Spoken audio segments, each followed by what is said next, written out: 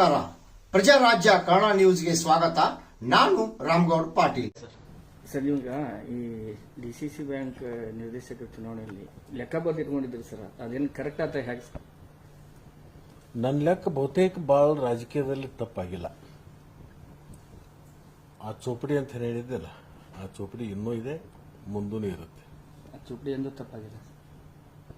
ಯಾವಾಗ ನಾನು ಗುಣಾಕಾರ ಭಾಗಾಕಾರ ಮಾಡಿರ್ತೀನಿ, ತಪ್ಪು ಮಾಡೋದಿಲ್ಲ. ಸ್ವಲ್ಪ ಗಣಿತದಲ್ಲಿ ಸ್ವಲ್ಪ ಎಲ್ಲದಕ್ಕಿಂತ ಒಂದು ಹೆಜ್ಜೆ ಮುಂದಿದ್ದೀನಿ.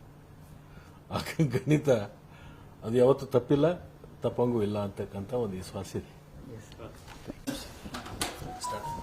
ನಿಮ್ಮ ಗೆಳೆಯರು ಉಪಾಧ್ಯಕ್ಷರಾಗಿ ಯಾಕೆ? ಬಹುದಿನಗಳಿಂದ ಜಿಲ್ಲಾ ಮಧ್ಯವರ್ತಿ ಬ್ಯಾಂಕಿನ ಚುನಾವಣೆ ನಡೆದು ಪದಾಧಿಕಾರಿಗಳ ಚುನಾವಣೆಯಲ್ಲಿ ಸಾಕಷ್ಟು ಕುತೂಹಲ, ಚರ್ಚೆ ಜಿಲ್ಲೆಯಲ್ಲಿ ಅಷ್ಟೇ ಅಲ್ಲಲ್ಲ, ಎಲ್ಲ ಕಡೆನೂ ಕೂಡ ಅದು ಒಂದು ಚರ್ಚೆ ನಡೆದಿತ್ತು. ಅದಕ್ಕೆಲ್ಲದಕ್ಕೂ ಇವತ್ತು ಇತಿಶ್ರೀ ಆಗಿದೆ. ಅಣ್ಣಾಸಾಬ್ ಜೊಲ್ಲೆ ಅವರು ಮತ್ತು ರಾಜು ಕಾಗೆ ಅವರು, ಅವರ ಅಧ್ಯಕ್ಷರು, ಇವರು ಉಪಾಧ್ಯಕ್ಷರಾಗಿರ್ತಕ್ಕಂಥದ್ದು ನಮ್ಮೆಲ್ಲರಿಗೂ ಕೂಡ ಒಂದು ಸಂತೋಷದ ಸಂಗತಿ. ರೋಗಿ ಬಯಸಿದ್ದು ಹಾಲು, ಡಾಕ್ಟರ್ ಹೇಳಿದ್ದು ಹಾಲು. ಹೀಗಾಗಿ ಆ ಬ್ಯಾಂಕಿನ ಒಂದು ಹಿತದೃಷ್ಟಿಯಿಂದ ಬ್ಯಾಂಕಿಗೆ ಒಂದು ಭದ್ರತೆ ಇರಬೇಕು. ಬ್ಯಾಂಕಿನಲ್ಲಿ ಒಳ್ಳೆಯ ಆಡಳಿತ ಕೊಡ್ತಕ್ಕಂಥ ಒಬ್ಬ ಅಧ್ಯಕ್ಷರಾದರೆ ಅದು ಇಡೀ ಜಿಲ್ಲೆಯಲ್ಲಿ ಜನರು ಒಂದು ವಿಶ್ವಾಸ, ಅದನ್ನೆಲ್ಲವನ್ನು ಕೂಡ ಗಳಿಸಬೇಕಾಗ್ತಕ್ಕಂಥದ್ದು. ಇವತ್ತು ಸೂಕ್ತವಾಗಿರ್ತಕ್ಕಂಥ ಅಭ್ಯರ್ಥಿನ ಅಧ್ಯಕ್ಷರಾಗಿರ್ತಕ್ಕಂಥದ್ದು ನನಗೆ ವೈಯಕ್ತಿಕನೂ ಸಂತೋಷ ಆಗಿದೆ ಮತ್ತು ನಮ್ಮ ತಾಲೂಕಿಗೆ ಒಂದು ಉಪಾಧ್ಯಕ್ಷ ಸಿಕ್ಕಿರ್ತಕ್ಕಂಥದ್ದು ನನಗೆ ಸಂತೋಷ ಆಗಿದೆ.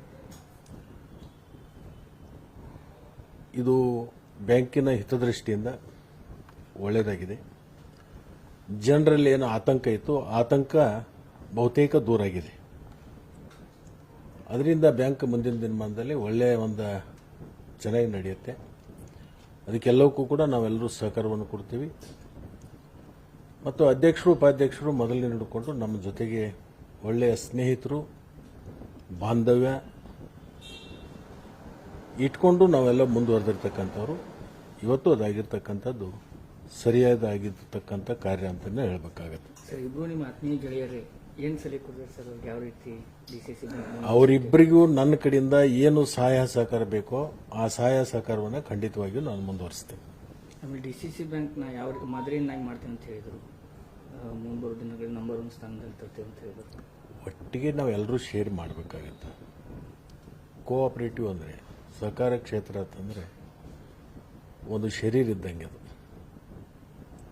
ಹೊಟ್ಟೆ ಎಸೆದಾಗ ಬ್ರೈನ್ ಹೇಳುತ್ತೆ ಹೊಟ್ಟೆ ಎಸೆದಿದೆ. ಬ್ರೈನ್ ಹೇಳುತ್ತೆ ಕೈಗೆ, ನೀನು ತಾಟಲ್ಲಿ ಊಟ ಇದೆ ಅದನ್ನು ತೊಗೊಂಡು ಬಾಯಿಗೆ ಹಾಕು ಅಂತೇಳಿ ಬ್ರೈನ್ ಕೈಗೆ ಹೇಳುತ್ತೆ. ಕೈ ಇದ್ದದ್ದು ತೊಗೊಂಡು ಮಾಡಬೇಕಾಗತ್ತೆ. ಬ್ರೈನ ಬಾಯಿ ಅಪೇಕ್ಷೆ ಪಟ್ಟ ಕೈ ಕೆಲಸ ಮಾಡದಿದ್ರೆ ಒಟ್ಟಿಗೆ ಅನಿಸಿರಲ್ಲ. ಹಂಗೆ ಕೋಆಪರೇಟಿವ್ ಅಂದಾಗ ಎಲ್ಲರೂ ಸೇರ್ಕೊಂಡು ಮಾಡಬೇಕಾಗುತ್ತೆ. ಎಲ್ಲರೂ ಸೇರ್ಕೊಂಡು ಮಾಡ್ತೀವಿ. ಇಲ್ಲಿ ಯಾವುದೇ ಥರದ ಈ ವಿಷಯದಲ್ಲಿ ಅಧ್ಯಕ್ಷರ, ಉಪಾಧ್ಯಕ್ಷರ ಆಯ್ಕೆಯಲ್ಲಿ ಯಾವುದೇ ಥರದ ಭಿನ್ನಾಭಿಪ್ರಾಯ ಇಲ್ಲ. ಹೇಳಿದ್ನಲ್ಲ, ರೋಗ ಬಯಸಿದ್ದು ಹಾಲು, ಡಾಕ್ಟರ್ ಹೇಳಿದ್ದು ಹಾಲು, ಜನ ಬಯಸಿದ್ದು ಅದನ್ನೇ. ಅದಾಗಿದೆ. ಸರ್, ಈಗ ಕಾಗೆ ಅವರು ನಿಮ್ಮ ಜೊತೆಗೆ ನಾಮಪತ್ರ ಸಲ್ಲಿಸಿದ್ರು. ನಿಮ್ಮ ಅನುಭವನ ಅವರಿಗೆಲ್ಲ ಹೇಳ್ತೀರ ಸರ್? ಹೇಗೆ? 100% ನನ್ನ ಅನುಭವನ ಎಲ್ಲವನ್ನು ಇಬ್ಬರ ಜೊತೆಗೆ ಹಂಚ್ಕೋತೀನಿ. ಹಂಚಿಕೊಂಡು ಈ ಅಭಿವೃದ್ಧಿ ಮಾಡಲಿಕ್ಕೆ ಏನೇನು ಸಹಕಾರ ಬೇಕೋ ಅವರಿಗೆ ಆ ಸಹಕಾರವನ್ನು ಖಂಡಿತವಾಗಿ ನಾವೆಲ್ಲರೂ ಕೂಡ ಕೊಡ್ತೀವಿ. ಇದರಲ್ಲಿ ಯಾವುದೇ ಥರದ ಭಿನ್ನಾಭಿಪ್ರಾಯಗಳಿಲ್ಲ. ನಾವೇನು ಸುಮಾರು 15-16 ಜನ ನಿರ್ದೇಶಕರಿದ್ದೀವಿ. ಎಲ್ಲರ ಜವಾಬ್ದಾರಿ ಇದೆ. ಇದು 16+ ಅಪೆಕ್ಸ್ ಬ್ಯಾಂಕಿನಿಂದ ಅವರು ಬಂದಿರತಕ್ಕಂಥವ್ರು. ಅದು ನಾಮಕವಾಸ್ತೆ ಇರುತ್ತೆ. 16 ಜನರದು ಇದು ಜವಾಬ್ದಾರಿ ಇರುತ್ತೆ. 15 ತಾಲೂಕುಗಳಿಂದ ಆಯ್ಕೆಯಾಗಿ ಬಂದಿರತಕ್ಕಂಥವ್ರು ಮತ್ತು ಇಡೀ ಜಿಲ್ಲೆಯಿಂದ ಆಗಿ ಬಂದಿರತಕ್ಕಂಥವ್ರು ಒಬ್ಬರು. ಎಲ್ಲರದ್ದು ಜವಾಬ್ದಾರಿ ಇದೆ. ಆ ಬ್ಯಾಂಕನ್ನು ಉಳಿಸ್ಕೊಂಡು ಬೆಳೆಸ್ಕೊಂಡು ರಾಜ್ಯದ ಅನೇಕ ಬ್ಯಾಂಕ್ಗಳಲ್ಲಿ ಇದು ಒಂದು ಮಾದರಿ ಬ್ಯಾಂಕ್ ಆಗಬೇಕು ಅಂತಕ್ಕಂಥ ಏನು ಅಪೇಕ್ಷೆ ಇದೆ. ಯಾಕೆಂದ್ರೆ ಭಾಳ ದೊಡ್ಡ ಜಿಲ್ಲೆ ನಮ್ಮದು. ಸಣ್ಣ ಜಿಲ್ಲೆಯಲ್ಲೇ ಸಾಕಷ್ಟು ಬೆಳವಣಿಗೆಗಳು ಆಗಿದ್ದಾವೆ. ಈಗೂ ಕೂಡ ಬೆಳವಣಿಗೆಯಲ್ಲಿದೆ. ಮುಂದೂ ಕೂಡ ಹೆಚ್ಚು ಬೆಳವಣಿಗೆ ಮಾಡೋದರಲ್ಲಿ ನಾವೆಲ್ಲರೂ ಕೂಡ ಒಂದಾಗಿ ಒಟ್ಟಾಗಿ ಕೆಲಸವನ್ನು ಮಾಡ್ತೇವೆ. ಸರ್, ಈಗ ಡಿಸಿಸಿ ಬ್ಯಾಂಕ್ ಅಧ್ಯಕ್ಷ ಉಪಾಧ್ಯಕ್ಷ ಚುನಾವಣೆಯಲ್ಲಿ ಸಿದ್ದರಾಮಯ್ಯ ಅವರು ಎಂಟ್ರಿ ಕೊಟ್ಟಿದ್ರು ಅಂತ ಹೇಳಿ ಅದು ನಿಜಾನ ಸರ್? ಅದು ಮುಖ್ಯಮಂತ್ರಿಗಳು ಏನಾದರೂ ಹಂಗೆ ಭಾಗವಹಿಸುವಂಥ ಸಂದರ್ಭ ಬಂದರೆ ನನಗೂ ಹೇಳ್ತಿದ್ರಲ್ಲ, ಅವರು ಏನು ಈ ಜಿಲ್ಲಾ ಮಧ್ಯವರ್ತಿ ಬ್ಯಾಂಕಿನ ವಿಷಯದಲ್ಲಿ ಯಾವುದೇ ಹಸ್ತಕ್ಷೇಪ ಆಗಲಿ ಅಥವಾ ಸೂಚನೆ ಆಗಲಿ ಮಾಡಿಲ್ಲ. ನಾನು ಒಬ್ಬ ಕಾಂಗ್ರೆಸ್ ಶಾಸಕನ ಮತ್ತು ಸಹಕಾರಿ ಕ್ಷೇತ್ರದಲ್ಲಿ ಕಾರ್ಯ ಮಾಡಿರ್ತಕ್ಕಂಥದ್ದು ಅವ್ರಿಗೆ ಗೊತ್ತಿದೆ.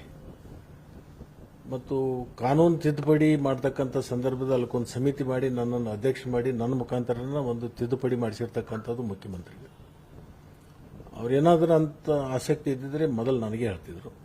ಅವರು ಈ ಜಿಲ್ಲೆ ಬಗ್ಗೆ ಏನಾದರೂ ಅಷ್ಟೊಂದು ಆಸಕ್ತಿಯನ್ನು ಈ ಚುನಾವಣೆ ಬಗ್ಗೆ ಆಸಕ್ತಿಯನ್ನು ವಹಿಸಿಲ್ಲ. ಅವ್ರದ್ದೇ ಇರತಕ್ಕಂಥ ಸಾಕಷ್ಟು ಕೆಲಸಗಳಿರ್ತವೆ, ಇದ್ರ ಬಗ್ಗೆ ಯಾಕೆ ಅವ್ರು ಗಮನ ಹರಿಸ್ತಾರೆ? ಈ 3 ದಿನಗಳಲ್ಲಿ ರೈತರಿಗೆ ಸಿಹಿ ಸುದ್ದಿ ಸಿಗುತ್ತಾ ಸರ್ ಡಿಸಿಸಿ ಬ್ಯಾಂಕ್?